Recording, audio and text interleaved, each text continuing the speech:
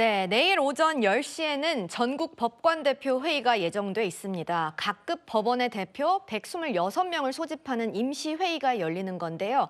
장 변호사님, 근데 이거 회의를 여는 것 놓고도 약간 이슈가 있었잖아요? 예, 그렇죠. 왜냐하면 이게 이 회의 개최를 하기 위한 요건이 이제 6명이 돼야 되는데 25명에서 멈춰서 네. 투표도 이제 연장을 했던 거예요.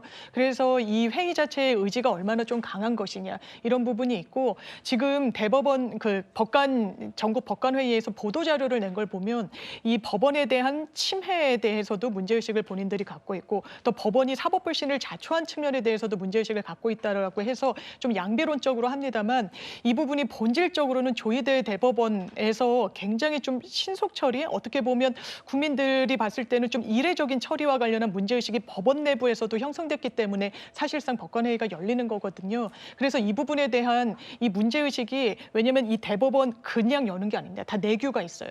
이 내규에 따르면 그 현장에서도 의제가 설정이 되는 게 가능하기 때문에 아마 어떤 논의가 있을지는 조금 열려 있는 게 맞는 것 같습니다. 그런데 그럼 이 회의를 두고 표결을 하잖아요. 네네. 이렇게 표결을 다시 하는 게 약간 네. 흔한 상황인가요? 아니면 일단 이례적인가요? 그 개최를 위해서 연장을 하는 것 자체가 대단히 이례적이진 않지만 반대 의견이 조금 더 많았다는 게 객관적인 팩트인 것 같고요. 그리고 아마 표결에 대야 붙여야 되는데 이게 과반이 어떤 의제가 설정되는지에 따라서 이 요건을 형성하지 못하면 발표도 못하게 됩니다. 그래서 네. 지금 대선을 앞두고 법원이 입장을 내는 것보다는 대선 이후에 다시 개최하거나 아니면 의제와 관련해서도 뭔가 어떤 특정 현안에 대해서 입장을 내는 방향으로는 귀결되지 않지 않겠느냐라는 전망이 조금 더 우세한 것 같습니다. 네, 내일 회의에서는 크게 두 가지 안건을 갖고 이제 회의가 진행이 될 텐데요. 구 부장님, 네. 두 가지 어떤 건지 설명 부탁드려요.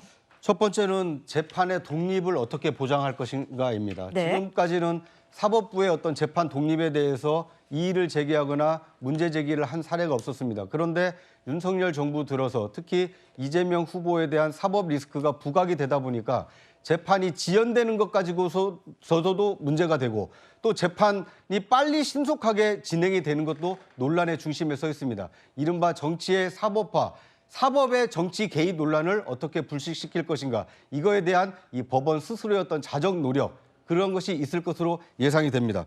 두 번째는 이 사법부의 신뢰 문제입니다.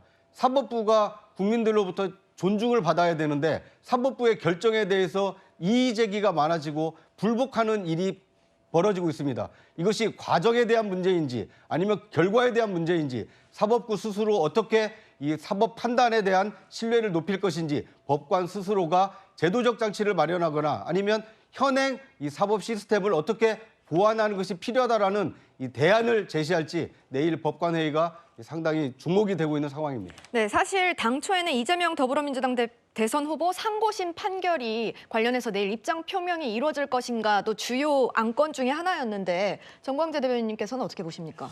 그 상고심 판결과 관련해서는 사실 주제로 이 안건으로 삼으려고 했는데 실제 채택되지는 않은 거잖아요. 네. 그러면서 그렇게 되다 보니까 이거 왜 하냐, 다시 연기하자라는 여론도 또 있다고 해요. 저는 이 대선을 앞두고 뭐 법관들이 모여서 어떤 식으로든 의견을 표명한다는 것이 정치적으로 오해의 소지가 있기 때문에 사실 내일 개최되는 것에 대해서는 이렇게 뭐 환영하는 입장은 아니지만 그 민주당이 진행하고 있는 일련의 이 입법 행위들이 사법부의 독립과 공정한 재판을 저해할 수 있다는 우려가 커지는 만큼 중지를 모아서 어떤 식의 의견 표명이 있든 우리 사회가 반영해야 하는 부분이라고 생각합니다.